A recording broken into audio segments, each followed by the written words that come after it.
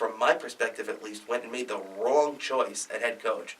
And now I've got to sit here and hope that this guy knows how to spend $100 million under the cap.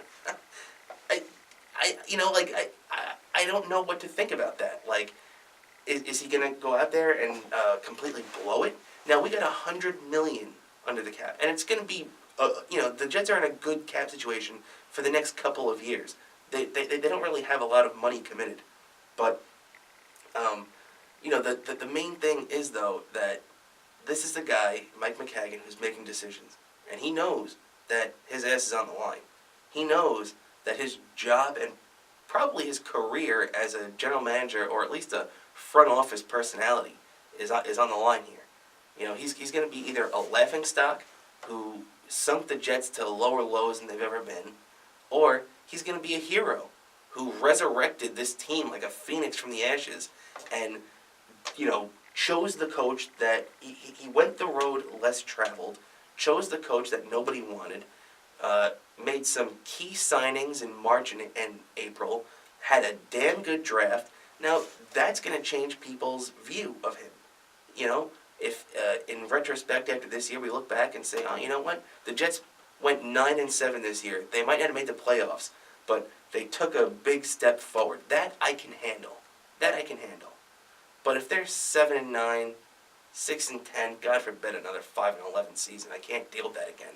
5-11. They're 15-33 over the last 3 seasons. That's one of the things I wanted to point out too, is that everybody keeps saying, oh, Adam Gase was 5-1 against the Jets. Why not? Let's get Adam Gase in here. Adam Gase should have been 5-1 against the Jets. The Jets were 15-33 over the last 3 seasons. Todd Bowles and the Jets were the beating, the redheaded stepchild of the NFL, getting beat down by anybody with a pulse. They blew games against Tennessee and Green Bay and all these teams they should have won this year. So, you know what? I'm sorry. He should have been 5-1 against the Jets. So I'm not really going to give him any credit for that.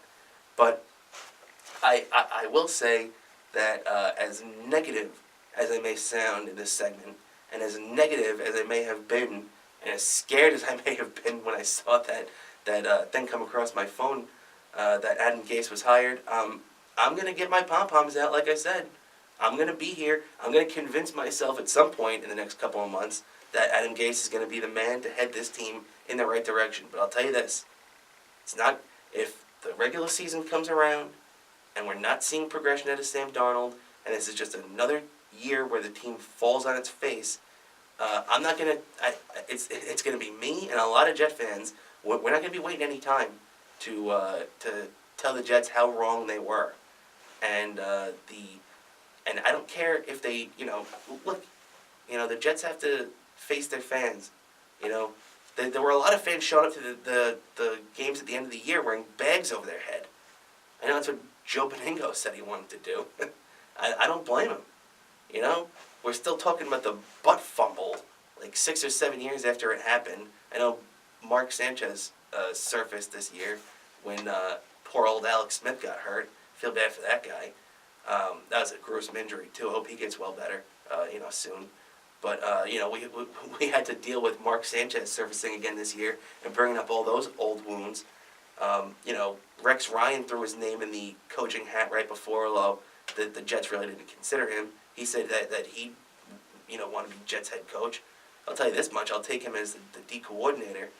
But it looks like the Jets do have that figured out, as Greg Williams is rumored. It hasn't been officially announced yet, but Greg Williams, the brash defensive coordinator who was the head coach for the Browns after they fired Hugh Jackson this year. So, we got that, which is, I do like Greg Williams. Greg Williams has some of that swag. He might be a bit insane. He might be a bit, a little over the top in a lot of things.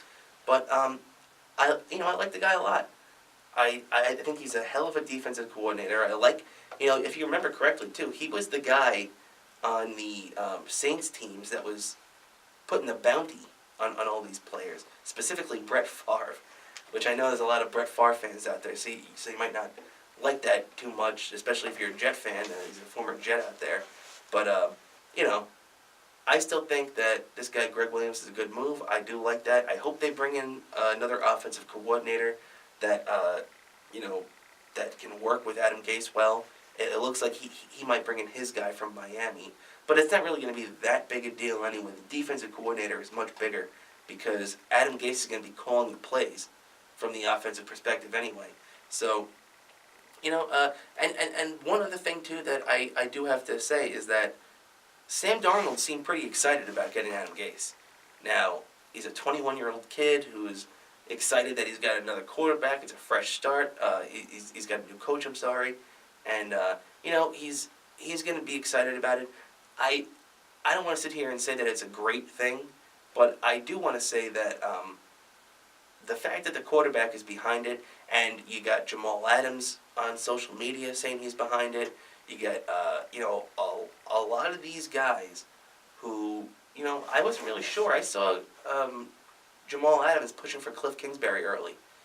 And I was starting to think to myself, gee, I wonder if he's going to get behind a candidate that he hasn't publicly pushed on social media. But it seems like that, Jamal Adams, or the president as he likes to call himself, he's doing pretty good. And he's supporting Adam Gase, and he's towing the company in line, which is exactly what a lot of these media guys are doing. I kind of want to wrap up on the Jets in a minute here. I know this is turning into a long rant, but boy, some of the stuff that has just come out of the written media, not necessarily the radio, but the written media has just been a disgrace ever since they hired Gase. I see all these guys who the word that I can think of is like a bootlicker. These guys are coming over and all they want to do is shower the Jets with praise for picking this guy. I hope they're right. I really hope they're right. But it just seems like these are a lot of guys who, and listen, I've seen a lot of these guys firsthand. I've seen a lot of these guys how they're taken care of by the team. And hey, they can go and eat free lunch. They can go and do this. They can go and do that. They can go and to the press box on the game day. They don't have to worry about anything. And they're all taken care of. And they go to training camp and they're taken care of. And they go out to drinks and they don't have to pay for drinks with the guys that night. So when you wonder why you haven't seen many scathing reports written about the Jets this week, and you've really only heard it on the radio or podcasts or certain things like that, that's because the Jets have those guys under their thumb. I read some of these things and I'm thinking to myself, did Woody Johnson write this himself? I mean, is this disgrace or what? Did Mike McCagan sit there and pen this out for this guy and then he just wrote his name on the bottom? It's a disgrace sometimes with how these guys, and maybe that's what they really think. Maybe I'm just being cynical, but I don't know. It doesn't. When you make a questionable hire like this. And one guy that I will give credit to is my boy Claudio from GSN. I saw that he had a real great tweet earlier this week. You can check him out on Twitter and see it for yourself. But he was not thrilled with the Gase hire. There were so many good. Basically, what the gist was that there were so many good candidates out there. There were so many guys like we mentioned, Rule, Kingsbury, McCarthy, that nobody really could decide on one, but the one thing that all Jet fans could decide on and could agree on was that we did not want Adam Gase. And what did we get? Adam Gase. Well, that's pretty much all I can say on that right now. Otherwise, I'm going to be sitting here for the 3 hours chewing your guys' ear off. We're going to take our first break of the day real quick, and we'll be right back. Thanks for joining me here on Coffee with Cramer.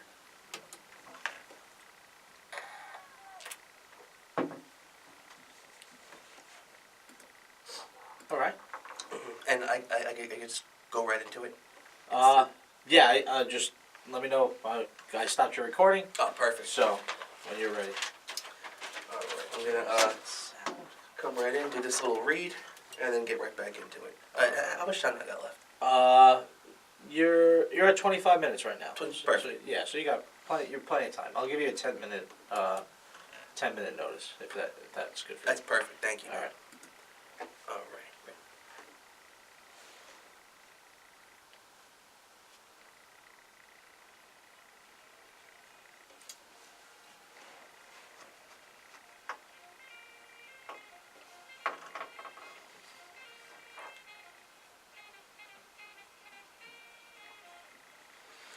Ladies and gentlemen, the NFL playoffs is upon us. And have you won big yet this year? I have, because I went to betdsi.com. Are you tired of going to New Jersey just to put down some money on the game? Do it from the comfort of your own home. Don't wait for these New York politicians to get it done, because BetDSI is an A-plus rated sports book, and it's been around since 1998. In the last 20 years, they've built an impeccable reputation for great service and fast payment, combined with an excellent mobile interface so you can play, win, and get paid anywhere, anytime.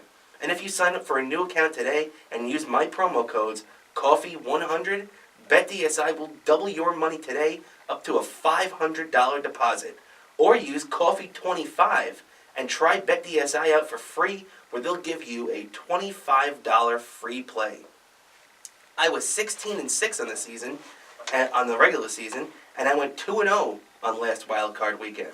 So far for this divisional playoff, I have the Chiefs minus 4.5 over the Colts, the Cowboys plus 7 at the Los Angeles Rams. Those were last night's games. And for today, I have the New England Patriots minus 4 over the LA Chargers, and the Eagles plus 8 at New Orleans. I don't think the Eagles are really going to win, but I can see them staying within a touchdown. I thought that last night against the Cowboys too, and I lost because of 1 point! I still can't believe that. And, so we got a great slate of games today. The Patriots minus 4, the Eagles plus 8 today. Don't forget that BetDSI doesn't only offer the best NFL odds, but NCAA, MLB, NBA, NHL, boxing, UFC, and more. Don't stand on the sidelines. Just check out betdsi.com. That's betdsi.com. And use my promo codes COFFEE100 or COFFEE25. Double your bankroll or get 25 free credits today. Thanks, BetDSI.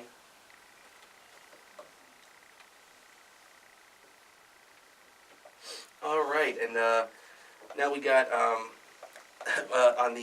for the football right now too. Just to give you a little update, we got a 2-minute warning, and it's 28-7, 28-7 right now, New England. So that's pretty good. As right now I'm minus 4, so it looks like I'm gonna take the nice little win so far. I don't want to get ahead of myself, although it is the Chargers, so you never know. They had a hell of a year, the Chargers. Such a great year. Philip Rivers, you just feel bad for him, though. 0-7 career against Tom Brady, and just a guy that you think if he didn't have guys like Brady and Roethlisberger standing in his way, how many rings that Philip Rivers would have.